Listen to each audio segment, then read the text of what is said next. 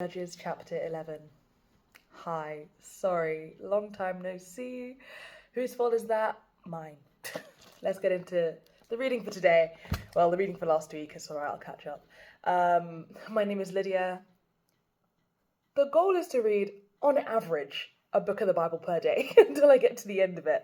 I can't even say that I'm attempting to read the Bible like a chapter every single day, because clearly this past week would be the antithesis to that. So we're just gonna see what we can do today. It's been a rough week. Judges chapter 11. Jephthah the Gileadite was a mighty warrior. His father was Gilead. His mother was a prostitute. Gilead's wife also bore him sons, and when they were grown up, they drove Jephthah away. "You are not going to get any inheritance in our family," they said, "because you are the son of another woman." So Jephthah fled from his brothers and settled in the land of Tob, where a group of adventurers gathered around him and followed him. Some time later, when the Ammonites made war on Israel, the elders of Gilead went to get Jephthah from the land of Tob. "Come," they said, "be our commander so we can fight the Ammonites." Jephthah said to them, "Didn't you hate me and drive me from my father's house? Why do you come to me now, when you're in trouble?" The elders of Gilead said to him, "Nevertheless, we are turning to you now. Come with us to fight the Ammonites, and you will be our head over all who live in Gilead." Jephthah answered, Suppose you take me back to fight the Ammonites, and the Lord gives them to me. Will I really be your head?" The elders of Gilead replied, "The Lord is our witness. We will certainly do as you say." So Jephthah went with the elders of Gilead, and the people made him head and commander over them. And he repeated all his words before the Lord in Mizpah. Then Jephthah sent messengers to the Ammonite king with the question, "What do you have against us, that you have attacked our country?"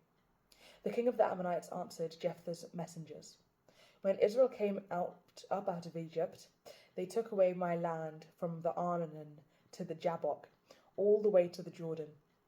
Now give it back peaceably."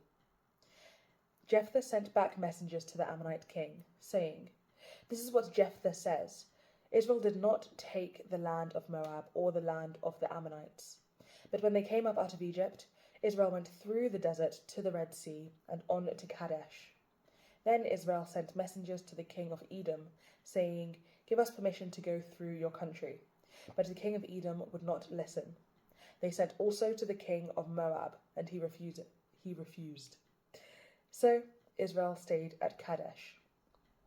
Next they travelled through the desert, skirted the lands of Edom and Moab, passed along the eastern side of the country of Moab, and camped on the other side of Arnon. They did not enter the territory of Moab, for the Arnon was its border. Then Israel sent messengers to Sihon, king of the Amorites, who ruled in Heshbon, and said to him, 'Let us pass through your country to our own place.' Sihon, however, did not trust Israel to pass through his territory. He mustered all his men and encamped at Jahaz and fought with Israel. Then the Lord, the God of Israel, gave Sihon and all his men into Israel's hands, and they defeated them.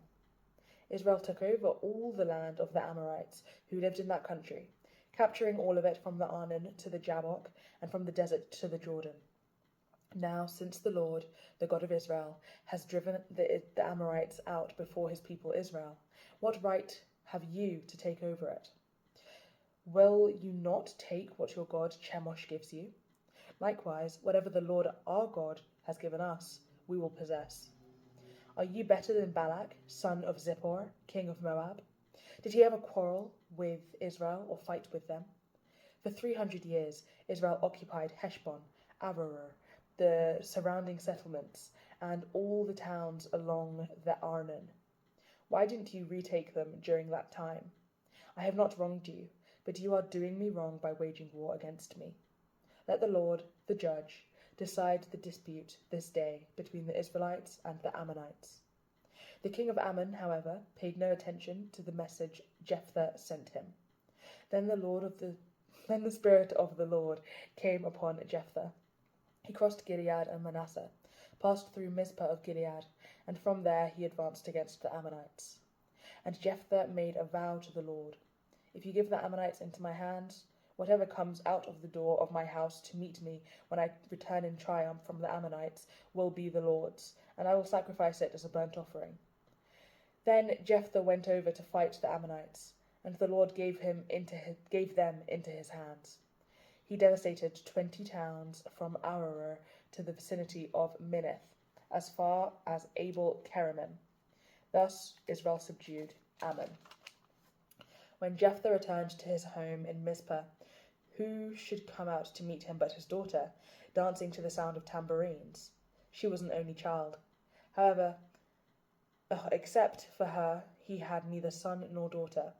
When he saw her, he tore his clothes and cried, "Oh, my daughter, you have made me miserable and wretched, because I have made a vow to the Lord that I cannot break." "My father," she replied, "you have given your word to the Lord.